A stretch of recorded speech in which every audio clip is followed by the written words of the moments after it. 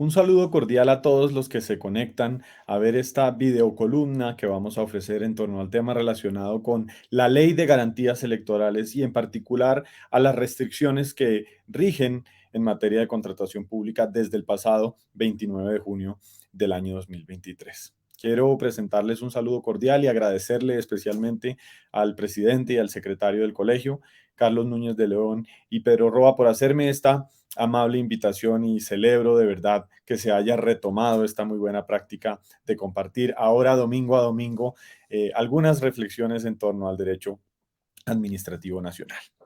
Pues bueno, este tema resulta verdaderamente de todo el interés por cuanto la dinámica del país por estos días se encuentra volcada a las elecciones territoriales.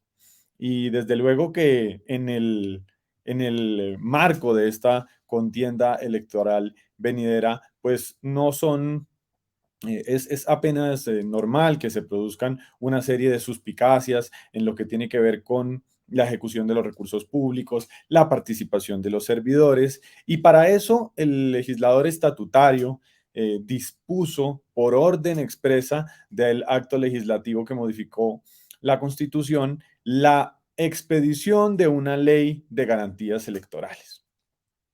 Y una de las restricciones que contempla esa norma, entre muchas otras, y que es la que nos interesa el día de hoy, es la restricción a la llamada contratación directa, y en particular restricciones a una de esas causales de contratación directa, que tiene que ver con los llamados contratos y convenios interadministrativos. Pues bien, para abordar este tema, vamos brevemente a referirnos a tres temas. En primer lugar, al carácter estatutario de la ley y las consecuencias que ello puede conllevar. En segundo lugar, al objeto de la restricción propiamente dicha, que es la contratación pública. Entonces, brevemente vamos a hacer una revisión por qué es aquello de la contratación directa y en particular la causal de los contratos y convenios interadministrativos. Y en tercer lugar, vamos a subrayar, a resaltar, si se quiere, el carácter limitado de la norma que aplica para esta contienda, que es el parágrafo del artículo 38 de la Ley de Garantías Electorales, de la Ley 996 del año 2005. Pues bien, empecemos por lo que tiene que ver con el carácter estatutario de la ley. El acto legislativo número 2 del 2004, que es el que autorizó en su momento la reelección en Colombia, dispuso expresamente que se expidiera una ley estatutaria para la materia. Ustedes saben que las leyes estatutarias son un tipo especial de ley que requiere, debido a los especiales y sensibles contenidos que se abordan relacionados con la administración de justicia, los derechos fundamentales, los mecanismos de participación ciudadana, que comprometen o tienen que ver con la democracia misma, unas especiales mayorías que implican que el consenso político para la formación de una ley estatutaria sea mayor. Y por eso los contenidos de ley estatutaria están expresamente enunciados en la Constitución. Entonces, lo que hizo este acto legislativo fue establecer en el literal F del artículo 152 constitucional que una de esas materias de ley estatutaria era justamente la igualdad electoral entre los candidatos a la presidencia de la República que reúnan los requisitos que determine la ley. Fruto de ese mandato constitucional se expidió la Ley de Garantías Electorales en el año 2005, cuya finalidad, de acuerdo con la exposición de motivos, pasa por ofrecer garantías de igualdad a los candidatos y por ello que la figura de la reelección presidencial en particular fuera acompañada de previsiones suficientes que evitaran cualquier tipo, poco ambicioso el texto de la norma, cualquier tipo de arbitrariedad, de ventaja injustificada, de uso irregular de los recursos del Estado, y esto es muy importante, en las campañas o falta de garantías en la elección. Y en particular, las restricciones que tienen que ver con la contratación pública tuvieron que ver con la finalidad de evitar que mediante la contratación directa cualquier ente público pudiera romper el equilibrio que debería existir en una contienda democrática entre los partidos y los candidatos a las elecciones. Ahora bien, ¿qué consecuencias puede traer consigo el carácter estatutario de la Ley de Garantías electorales. Lo primero es que no podría modificarse ni variarse el contenido de estas disposiciones, el artículo 33 y el artículo 38, parágrafo de la Ley de Garantías Electorales, mediante una ley que no fuera estatutaria y por lo tanto aplican restricciones como, por ejemplo, primero, que el presidente en uso de facultades extraordinarias de aquellas previstas por el numeral décimo del artículo 150 constitucional, pues no puede o no podría el presidente de la República en ejercicio de facultades extraordinarias modificar una ley estatutaria y por lo tanto no podría modificar la ley de garantías electorales. Recientemente está un antecedente similar, que es un segundo caso, cuando en el gobierno pasado se intentó suspender la ley de garantías electorales y la Corte Constitucional, mediante una ley de presupuesto, y la Corte Constitucional declaró inexequible esa norma, entre otras cosas, porque no podría hacerlo mediante una ley de carácter presupuestal. Otro de estos escenarios, el tercero que quería plantear, es el de los estados de excepción, en virtud de los cuales se pueden proferir por parte del gobierno los llamados decretos legislativos, que son verdaderas leyes de contenido mundial, aunque desde el punto de vista formal tienen la condición de un decreto expedido por el presidente de la República. No podría aventurarme a anunciar si es o no posible una modificación de este estilo mediante decretos legislativos, pero lo que sí quisiera es compartirles un extracto de una sentencia de la Corte Constitucional que a mi modo de ver es lo que debería tenerse en cuenta al momento de determinar si se puede o no modificar una ley de garantías electorales, en particular en materia de contratación pública, mediante un llamado decreto legislativo. Dijo la Corte Constitucional en esta oportunidad que, dado el carácter transitorio del estado de emergencia, las normas de rango estatutario que pueda expedir el presidente de la República a través de un decreto legislativo, en cumplimiento de las exigencias de los referidos juicios, debían respetar tres condiciones. La primera, que no se podían sustituir o modificar con carácter permanente, ojo, la legislación estatutaria. Lo que querría decir en sana lógica que sí podría haber una modificación transitoria. Pero, en segundo lugar, las disposiciones deberían estar dirigidas a permitir la optimización de los principios de la legislación estatutaria, no a limitarlos del todo. Entonces, ante la imposibilidad de satisfacerlos con la misma intensidad de forma racional con ocasión de las condiciones fácticas del momento, dijo la Corte, en ningún caso se pueden adoptar disposiciones que anulen la esencia de los mandatos estatutarios. Entonces, si el gobierno pensara en modificar la ley de garantías en materia de contratación estatal mediante un decreto legislativo, debería darle alcance a este concepto sentado por la Corte Constitucional.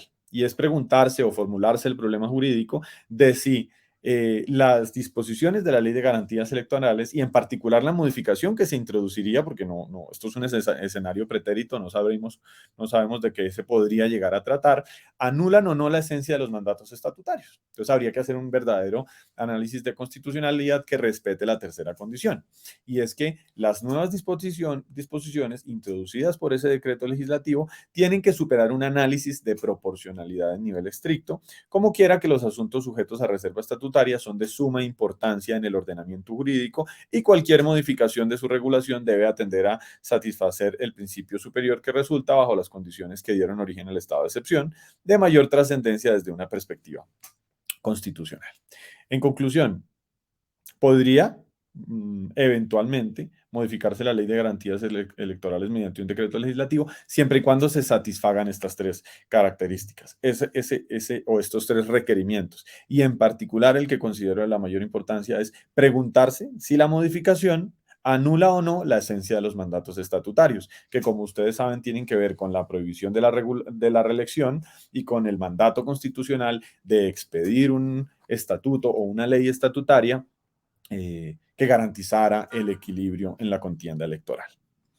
Bueno, en segundo lugar vamos a hablar de cuál es el objeto restringido, es decir, de la contratación estatal. La contratación estatal es aquella actividad por medio de la cual la administración pública se abastece de los bienes y recursos que se necesitan para cumplir sus fines o para prestar sus servicios de acuerdo con el Estatuto General de la Contratación Pública.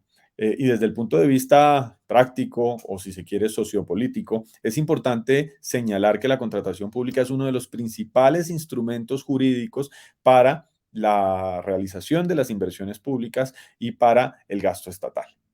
Hay estudios que señalan, como por ejemplo los de la OCDE, que algunos señalan que es de un 13%, otros de un 14% del PIB, lo que representan anualmente las compras del Estado. Luego es verdaderamente de una gran magnitud los recursos del Estado que se ejecutan, que se invierten, que se gastan a través o por medio de o con ocasión de la firma de un contrato estatal o de un contrato administrativo. Ahora, ¿qué es lo que regula ese estatuto? Un procedimiento administrativo, es decir, un conjunto de pasos para que la administración tome una decisión, la decisión de adjudicarle ese contrato a alguien. La regla general es la licitación o procedimientos competitivos como la selección abreviada, como el concurso de méritos. Y la excepción es la llamada contratación directa, que es cuando el Estado o la administración pública directamente puede celebrar el contrato sin agotar previamente una convocatoria pública. Sí tiene que pedir varias ofertas, salvo en ciertos casos como el de los contratos de prestación de servicios profesionales, pero la diferencia con los demás es que no tiene que agotar una convocatoria pública. Es decir, se flexibilizan los requisitos establecidos para contratar y de ese modo los requisitos para comprometer recursos públicos a través de un contrato.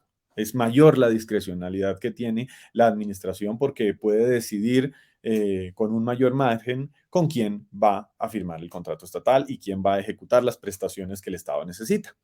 Por eso la contratación directa es excepcional y solo en determinadas causales se puede acudir a ella.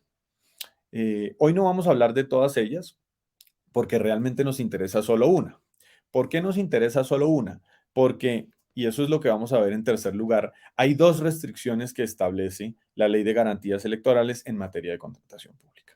Una es la prevista por el artículo 33 y otra es la prevista por el parágrafo del artículo 38. El parágrafo del artículo 33 contempla restricciones a la contratación pública, pero durante los 4 meses anteriores a la elección presidencial. Luego, la contratación directa en general, es decir, todas las causales, están prohibidas, restringidas, pero solamente en una elección presidencial. Y recuerden que las elecciones que se avecinan del próximo 29 de octubre no son elecciones de carácter presidencial. Por eso no nos interesa estudiar todas las causales de contratación directa, solamente nos interesa estudiar aquella a que hace referencia el parágrafo del artículo 38, cuyo texto es más o menos el siguiente. Los gobernadores, alcaldes municipales y o distritales, secretarios, gerentes y directores de entidades descentralizadas del orden municipal, departamental o distrital, dentro de los 4 meses anteriores a las elecciones, no podrán celebrar convenios interadministrativos para la ejecución de recursos públicos, entre otras cosas, y sigue la norma. Fíjense entonces ustedes que la norma dice que estos sujetos no podrán celebrar únicamente convenios interadministrativos para la ejecución de recursos públicos. Únicamente convenios interadministrativos. Y esa es una de las causales previstas por la ley para poder contratar directamente. Entonces, si vamos a analizar el texto de la norma del parágrafo del artículo 38, podemos señalar un aspecto subjetivo, un aspecto objetivo y uno temporal. El aspecto subjetivo tiene que ver, como su nombre lo indica, con los sujetos. Solamente están cobijados por esta restricción, solamente les está prohibido celebrar convenios interadministrativos a las entidades del orden territorial. La norma de pronto incurre en una impropiedad porque habla del gobernador, del alcalde, del secretario, pero digamos que lo verdaderamente importante es que la entidad sea del orden territorial, porque la norma habla de entidades descentralizadas del orden municipal, departamental o distrital. En ese sentido, una primera conclusión sería que un convenio interadministrativo celebrado entre entidades que no sean del orden departamental, municipal o distrital, por ejemplo, entre dos entidades del orden nacional, que se da el caso y mucho, no está cobijado por esta restricción. En otras palabras, dos entidades del orden nacional pueden celebrar un contrato o convenio interadministrativo dentro de los 4 meses anteriores a las elecciones. Es decir, no habría ninguna restricción para entidades del orden nacional. Pero si una de las dos partes del contrato o más, porque puede haber más de una parte y se da el caso, es del orden territorial, por supuesto que aplica la restricción. En cuanto al aspecto objetivo, pues ya lo hemos señalado, lo que no se pueden celebrar son contratos o convenios interadministrativos. Uno podría decir que esta es una tipología regulada por la Ley 80. La idea no es hacer ni mucho menos una clase sobre el particular, pero sí creo que es necesario subrayar que el elemento de la esencia que hace que un contrato o convenio interadministrativo sea eso y no otra cosa, es justamente que se celebra entre entidades estatales. Y en este caso es importante subrayar que no se trata únicamente de las entidades estatales reguladas por el Estatuto General de la Contratación Estatal por la Ley 80, en el artículo segundo. No. Cualquier entidad estatal, en los términos de la Ley 489, que se considere tal y que, recordemos, sea del orden territorial, pues estaría celebrando un convenio interadministrativo, o mejor, se consideraría que el contrato o convenio es de carácter interadministrativo cuando las dos partes son de carácter público. Normalmente la entidad que convoca, la entidad que requiere, cuando se trata de un contrato, porque en el convenio, digamos que no hay sinalagma, no hay conmutatividad, y la otra, por el otro lado, pues suele ser un particular, el que llaman ejecutante, suele ser muchas veces un sujeto privado. Pero resulta que hay ocasiones en que el ejecutor de un contrato estatal o otra de las partes del convenio, por supuesto, es otra entidad pública. Digamos que este tipo de contratos y convenios tienen su regulación legal. La regulación es diferente. El convenio interadministrativo está regulado por el artículo 95 de la ley 489. Y por el otro lado, el convenio interadministrativo está regulado por el artículo 96 de la ley 489. Bueno, mm, ¿qué es importante señalar en lo que tiene que ver con el objeto? La ley pide que sean contratos o convenios interadministrativos para la ejecución de recursos públicos. ¿Qué es entonces la ejecución de recursos públicos? Según el Estatuto del Presupuesto, pues es la satisfacción de las prestaciones que vienen del ciclo presupuestal, pues desde el principio de legalidad del gasto. ¿Quiere eso decir entonces que si hay un mero traslado de recursos no aplica la ley de garantías? Yo creo que no. Yo creo que si la finalidad última va a ser una ejecución, el mero traslado de recursos sí encaja dentro de la prohibición y no podría entonces celebrarse un convenio interadministrativo, aunque sea solamente para para el, digamos que para el traslado de recursos, por llamarlo así. Ahora, hay una excepción legal y es el de los contratos de seguros. Luego, uno sí podría celebrar un contrato de seguro con una entidad aseguradora pública, como las hay y muchas. Entonces, pues para que se tenga en cuenta este aspecto especial a subrayar. Y puede darse el caso también que el contrato interadministrativo surja como consecuencia de una licitación pública. Esto puede pasar, por ejemplo, cuando a una licitación pública, a un concurso de méritos, a una selección abreviada, se presenta una entidad de naturaleza pública y gana la puja. El contrato se va a considerar interadministrativo porque las dos partes son públicas, pero creo yo no aplica la restricción porque la idea, la finalidad de la ley de garantías electorales, pues digamos que restringir la discrecionalidad propia de la contratación directa. Y una licitación pública, una selección abreviada, un concurso de méritos, no comporta verdaderamente una contratación directa. Hay una convocatoria y en ese sentido pública y por lo tanto no tendría sentido restringir la celebración de este tipo de contratos. Y finalmente hay un carácter temporal que señalar y es que la restricción es de 4 meses. 4 meses antes de las elecciones. Si las elecciones son entonces el 29 de octubre, solamente, la restricción empezaría a regir o empezó a regir desde el pasado 29 de junio. Pero hay una novedad y es que a partir de estas elecciones empieza a funcionar o a operar más bien la llamada segunda vuelta en el caso de Bogotá. Luego, los 4 meses en Bogotá también podría pensarse que cobijan la segunda vuelta. No podría entonces celebrarse contratos o convenios interadministrativos después de la primera vuelta o 4 meses antes y hasta la primera vuelta y desde la primera vuelta hasta la segunda vuelta. La pregunta en ese caso sería si aplica en general para cualquier entidad distrital, departamental o municipal. Y yo pensaría en ese caso que solamente aplica en el caso de Bogotá, que no tendría sentido restringir la contratación directa entre el departamento de Cundinamarca y el distrito de Barranquilla, cuando no hay segunda vuelta ni en Barranquilla ni en Cundinamarca. Esos son algunos aspectos que queríamos señalar, puntualizar en lo que tiene que ver con la Ley de Garantías Electorales y las restricciones que se incorporan en materia de contratación pública. Espero sea de su agrado. Por supuesto que espero sus comentarios y estaré atento a comentarlos y a discutirlos con ustedes en nuestras redes sociales. Hasta luego, un saludo.